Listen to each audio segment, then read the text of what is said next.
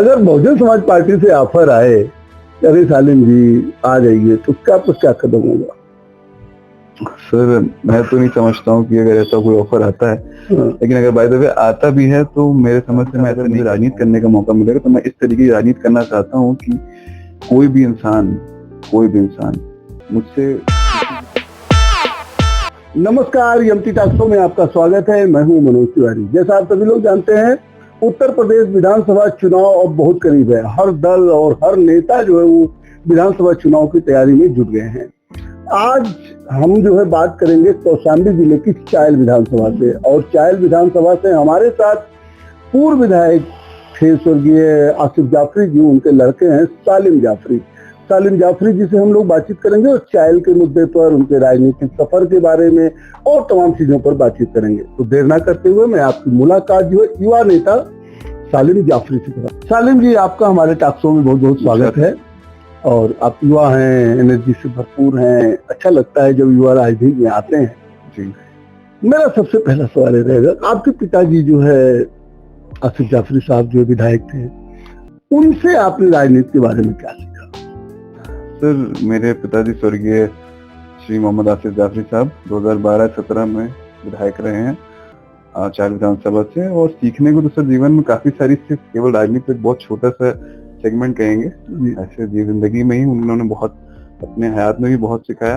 और उनके जाने के बाद भी जो प्रेरणा उनके काम से हमको मिली है, जैसे कि उनका सबसे एक बेहतरीन डायलॉग था कि अपना काम करते जाओ, फल की चिंता मत करो। बहुत फेमस डायलॉग है, लेकिन इस लाइन पे, इस डायलॉग पे वो बड़ा भरोसा रखते थे और उन्होंने जीते जी इस लाइन को साबित भी किया। और साथ ही जाने के बाद भी जिस तरह से लोग उनको आज भी याद करते हैं, उनके काम को याद करते हैं।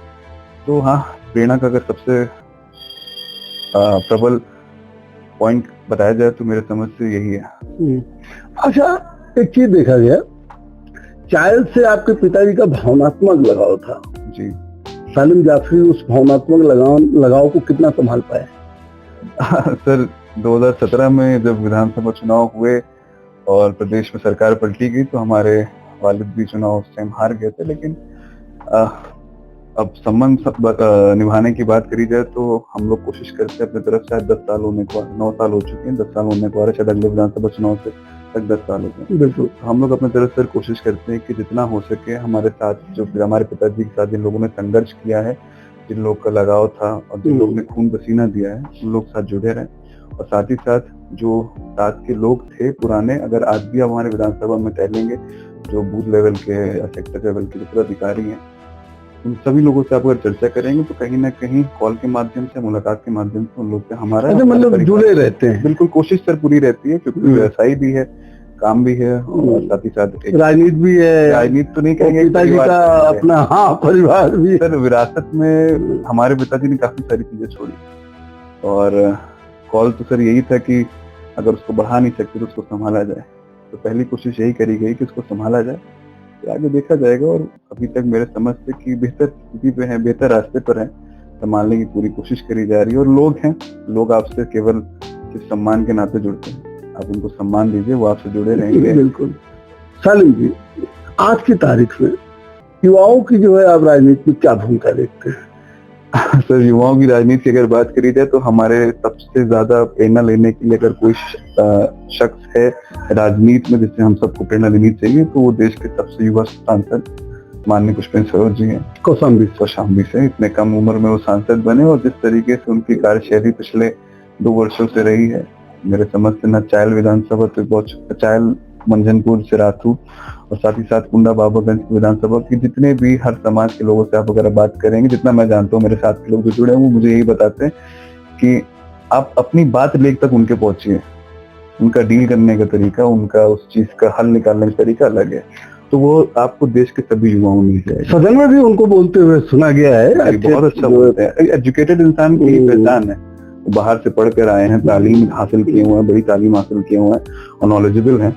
उनकी वे ऑफ डीलिंग, जो भी सिचुएशन बनती है, जिस तरीके से वो उनकी कार्यशैली अब तक रही, वो काफी जबरदस्त रही, मुझे काफी इम्प्रेस करती है। तो इस तरीके से मैं समझता हूँ कि युवाओं के लिए राजनीति में अगर पढ़ा लिखा युवा आएगा तो मेरे समझ से बहुत अच्छा चेंज ला सकता है।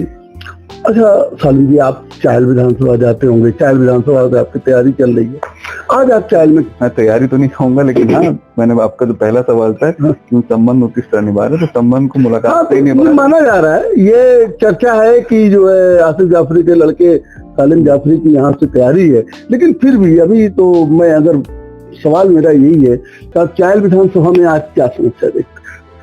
सर, चायल विधानसभा में सबसे बड़ी समस्या ये है कि कोई जवाबदार नहीं है। चायल विधानसभा ने 2022 में माननीय श्री पूजा पाल जी को विधायक बना के भेजा वहां से, और काफी भारी मतों से जिताया, जबकि सरकार भारतीय जनता पार्टी की बनी। लेकिन उस जीत के बाद उन्होंने उन लोगों की समस्या जिस तरीके से, खासतौर सर समाज की समस्या, क्योंकि कोई भी विधानसभा एक समाज से नहीं बनती सर, बिल्कुल पूरा एक लंबा मिश्रण है। बिल्कुल हर समाज के लोग आते हैं, और हर समाज के लोगों की बात सुनना, आप उनका दुख कम नहीं कर सकते हो तो मेरे समझ से बढ़ाना भी नहीं चाहिए, और सुनने से मेरे समझ से दुख बहुत हद तक कम हो जाता है। इंसान को ये तो लगता है कि मैंने अपनी बात कहीं रखी, तो अभी सबसे बड़ी समस्या अगर मुझे समझ में आती है कि वहाँ कोई प्रतिनिधि नहीं है और कोई जवाबदेही लेने। जिम्मेदारी तो तब आगी जब कोई कार्य करोगे, लेकिन हाँ, वहाँ भी जवाबदेही नहीं। इंस्टीट्यूशनल अगर प्रॉब्लम की बात करें तो क्या देखते हैं? इंस्टीट्यूशनल प्रॉब्लम की बात करें तो संस्थापक भाई, सर पहले ही सवाल में उसको सारा जवाब है। जब कोई जवाबदेही नहीं तो फिर उसके बाद आप बेसिक से स्टार्ट करते हैं ना। अच्छा जी, आप जो है चायल से तैयारी कर रहे हैं या चायल से आप लड़ना चाहते हैं, चायल विधानसभा में आपके साथ सामाजिक समीकरण कैसे है? सर, मैं आपको पहली चीज बता दूं, मैं ऐसी कोई तैयारी नहीं कर रहा हूँ। हाँ, मान लिया आप तैयारी कर रहे हैं, तैयारी कर रहा हूँ, वो केवल पार्टी के ऊपर है, पार्टी के जो राष्ट्रीय अध्यक्ष जी उनके ऊपर है, और हमारे माननीय मंत्री सरोज जी के ऊपर है। हाँ, कोशिश ये है, हर इंसान की ख्वाहिश होती है, राजयोग तो बड़ी मुश्किल से हासिल होता है, तो अगर किसी को मिला हुआ है तो इंसान कोशिश करता है कि शायद हमको मौका मिल जाए। और रही बात जातीय समीकरण की, तो हमारे यहाँ ऐसी बहुल क्षेत्र से मुस्लिम भी ठीक ठाक पॉपुलेशन में है। SIR के बाद थोड़ा अंकों में फर्क आया है, लेकिन हम ये कहेंगे कि समाजवादी पार्टी के लिए अगर मजबूत चुनाव, मजबूत प्रत्याशी आता है, अच्छा मोटिव लेके आता है, और साथ ही साथ उसका जो एजेंडा रहता है काफी क्लियर रहता है, अगर युवा है तो बहुत अच्छी बात है, जरूरी मैं हूँ, लेकिन अगर एजेंडा है अच्छा क्लियर है, तो मेरे समझ से काफी इम्पैक्टफुल इलेक्शन जाएगा। बहुत ही अच्छे क्लियर मार्जिन से समाजवादी पार्टी वहां पे लीड करते नजर आ रही। सबसे बड़ा उसके पीछे बात करी जाए तो हाथ हमारे राष्ट्रीय अध्यक्ष जी का है, जो उस तरीके से उन्होंने संगठन को मजबूत किया है, और हमारे मंत्री इंद्रजीत सरोज जी का है, और साथ ही साथ सांसद जी ने उसमें बस चेरी ऑन द केक वाली बात है। ये हमारा सवाल भी था आगे कि जो है इंद्रजीत सरोज जी को माना जाता है कि कौशाम्बी में बहुत ही पावरफुल लीडर हैं, और आपके पिताजी का उनका बहुत करीबी संबंध था। बिल्कुल, समझ लीजिए कि बहुत करीबी, उतना करीबी डिस्क्राइब नहीं किया जा सकता है। बिल्कुल। सालिम जाफरी ने इंद्रजीत सरोज से क्या उतने करीबी संबंध बनाए, या जो है उनका क्या आपके साथ हाथ है आपके सिर पर? सर, उनका तो मतलब हमारे फादर के जाने के बाद से, जब हमारे फादर का इंतकाल हुआ जी, लोगों ने कई तरीके की बातें करी, कई तरीके की बातें हम लोग तक गई, लेकिन ऐसा कुछ भी नहीं रहा। वो एक सरपरस्त है, मैं अगर शब्द सही इस्तेमाल करूं तो वो सरपरस्त है मेरे। मुझे पता है कि अगर मैं कोई परेशानी में होऊंगा, वो जरूरी नहीं कि राजनीतिक परेशानी, या फिर मुझे जिंदगी में कोई राय मशवरे की जरूरत होगी, तो मैं उनसे बेझिझक कभी भी पूछ सकता हूँ। मेरे समझ से उनका दरवाजा मेरे लिए, मेरे परिवार के लिए हमेशा खुला है।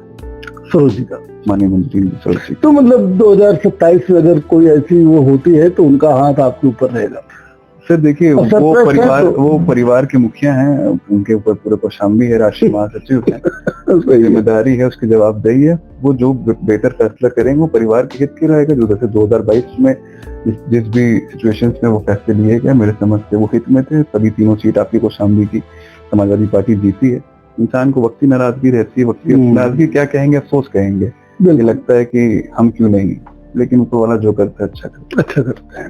अच्छा, अगर मैं बात करूं, आप एक युवा नेता हैं, 2027 नहीं है सर, युवा है युवा है, लेकिन युवा है, हमारे पास राजनीति में हो रहा है, तो सामने वाले को राजनीति की अगर बात करें तो सर, तो मैं आपको बता दूं, हम लोग का इतिहास अगर आप जानते हैं, हमारे पिताजी से आप जुड़े रहे हैं, तो 2012 से पहले हमारे पिताजी चार्टर्ड अकाउंटेंट थे by profession. Practising chartered accountant थे, साथ ही साथ वो बिल्डर थे। मुझे पता है। और राजनीति का हमारे घर में कोई पुराना इतिहास नहीं रहा है कि हमारे घर में सब लोग राजनीति में रहे हों, जैसे कई उन्होंने संघर्ष किया हो। सीए नाम नसीब था, नाम तो पहले सीए ही लगाया जाता है। एग्जैक्टली सर, तो सीए मोहम्मद आसिफ जाफरी नाम से उनको जाना बिल्कुल, जाता, तो उनको टिकट मिला, चुनाव लड़े, और पिताजी का भी सर यही था कि सेवा का भाव था, और हम लोग का भी सर ये है, सेवा का भाव है।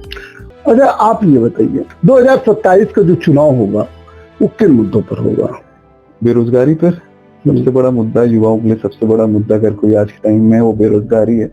और युवाओं के साथ जो छल किया जा रहा है, जिस तरीके से पेपर लीक कराया जा रहा है, जिस तरीके से उनके हक की नौकरियों से छीनी जा रही है, उनसे एग्जाम दिलवा, परीक्षा दिलवाई जाती है, परीक्षा दिलवाने के बाद उनको हिंगा दिखा दी जाती है। तो वो सब सबसे आज के टाइम में 2027 चुनाव में वो सब सारे मुद्दों का पूरा मिश्रण जो है वो 27 में इम्पैक्ट करते नजर आएगा। बिल्कुल। साथ ही साथ आपके डेवलपमेंट की अगर बात करी जाए तो रोड, नाली, बिजली, ये आपकी बेसिक समस्याएं हैं। और इस पे भी अगर बात करी जाए, नेशनल हाईवे पे काम हो रहा है, लेकिन जो एक विधानसभा होती है, विधानसभा की जो गली कुचर होते हैं, जिनको कोई देखने नहीं आता, कोई कवर नहीं करता है, उस पर भी काम करना बहुत जरूरी है। साथ ही साथ बिजली की भी समस्याएं आज रोज हम लोग को देखने को मिल जा रही है।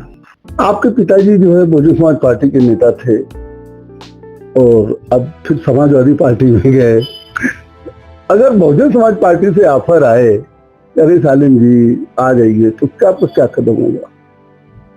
सर मैं तो नहीं समझता हूँ कि अगर ऐसा कोई ऑफर आता है, लेकिन अगर बाय द वे आता भी है तो मेरे समझ से मैं ऐसा नहीं कर पाऊंगा, क्योंकि मेरे पिताजी आखिरी इतने समय तक समाजवादी पार्टी के साथ जुड़े रहे, समाजवादी पार्टी के लिए वफादार है, अपने नेता के लिए वफादार है, माननीय अखिलेश यादव जी के लिए वफादार है, माननीय मंत्री जी सरोज के लिए वफादार है। तो मुझसे वो नहीं हो पाएगा कि मैं उनका दल, समाजवादी पार्टी दल छोड़ के किसी और दल से जुड़ जाऊं। मैं उनकी आत्मा को ठेस नहीं पहुंचाना चाहता, साथ ही साथ उनका संस्कार ऐसा नहीं होना, मेरे खून में मिलावट है कि हम इतनी जल्दी दल बदल लें। उसे बात बताएं, देखा ये गया जितने अवसरवादी नेता हैं सब सफल हैं। कोई बात नहीं सर, हम लोग असफल ही ठीक है, चलिए संघर्ष के दौर में ही ठीक है हम लोग। आपको मालूम है 2017 में जी चायल विधानसभा कांग्रेस को चली गई जी, और कांग्रेस का प्रत्याशी ही लड़ने की वजह से आपके पिताजी के साथ जो दिक्कत हो गई। मैं ये जानना चाह रहा था कि अगर जो है 2027 में भी जो है चायल कांग्रेस में चली जाए, क्योंकि पूजा पाल जो है इधर भाजपा की टच में है, सपा का ही विधायक जब दूसरी पार्टी के टच में है तो उसको देने में भी नहीं दिक्कत है, तो क्या जो है सालिम जाफरी चुनाव लड़ने का मन त्याग देंगे? बिल्कुल नहीं सर, मतलब मैं आपको पहले कहा कि ऐसा कुछ मेरा क्लियर एजेंडा नहीं कि मुझे चुनाव लड़ना ही है। अगर जो भी पार्टी का नेतृत्व डिसाइड करेगा, जिसको भी भेजेगा, चाहे वो जैसा हो, चाहे जो इस पार्टी से बिलोंग करता, अगर हमारा गठबंधन कांग्रेस से रहेगा उस टाइम, तो हम लोग बिल्कुल उसको 2022 की तरह 2027 में जाके भेजने का काम करेंगे। हमने सुना कि जो है एक सवाल था मेरा, लेकिन जो है फिर इंफॉर्मेशन मिली कोई अभी आप सिंगल हैं, 2 नवंबर में सुना डबल होने जा रहे हैं, मिठाई नवंबर में। सर सुना तो हमने भी था दिसंबर के लिए, लेकिन एक्चुअली ये इन्फॉर्मेशन थोड़ी गलत है, हमारी बहनों की शादी है सर दिसंबर। अच्छा, आप मिठाई कब खिलाएंगे? सर अभी जिम्मेदारियों के उसमें घेराव में फंसे हैं, थोड़ा जिम्मेदारियों से फ्री हो जाए, क्योंकि नया रिश्ता मेरे समझ से वक्त मांगता है, अभी थोड़ी वक्त की थोड़ी मुश्किल चल रही है।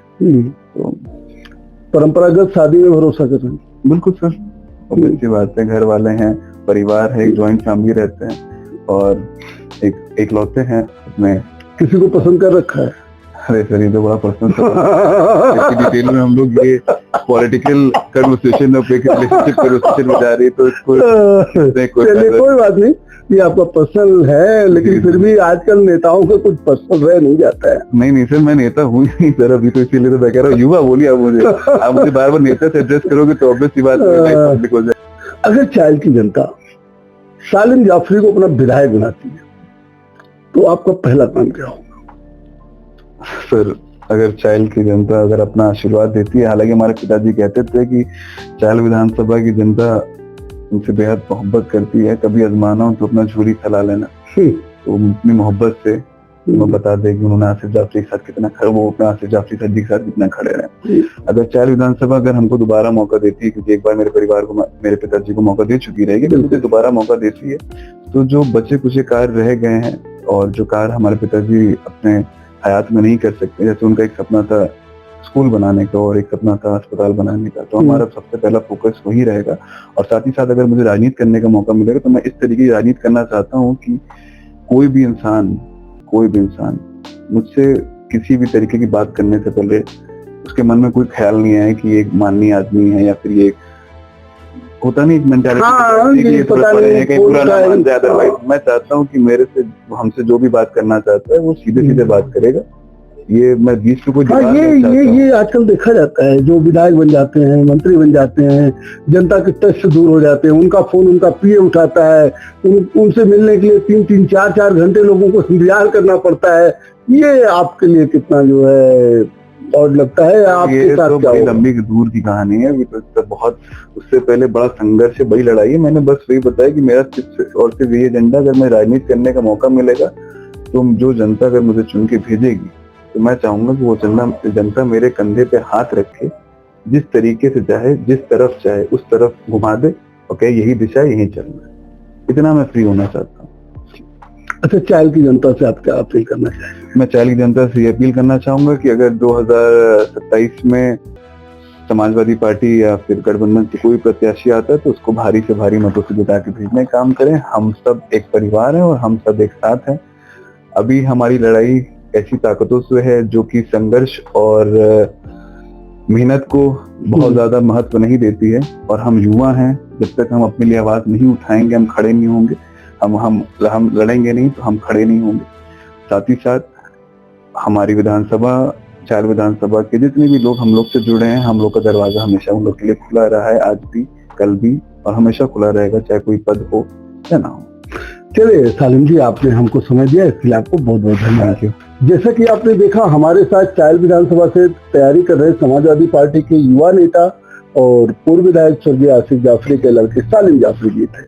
उन्होंने कहा कि अगर चायल की जनता ने उनको जो है मौका दिया तो वे अपने पिता के द्वारा छोड़े गए 2 सपने, अस्पताल और स्कूल का सपना जरूर पूरा करेंगे। इसके साथ साथ जो है वो चायल की जनता के साथ जो उनका भावनात्मक लगाव है उसको हमेशा कायम रखेंगे, और चायल की जनता को जनता नहीं, अपना परिवार का हिस्सा मानते हैं। फिर मैं आपकी मुलाकात सालिम जाफरी से कराऊंगा। देखते रहिए एमटी टॉक शो। बहुत बहुत धन्यवाद, बहुत बहुत धन्यवाद।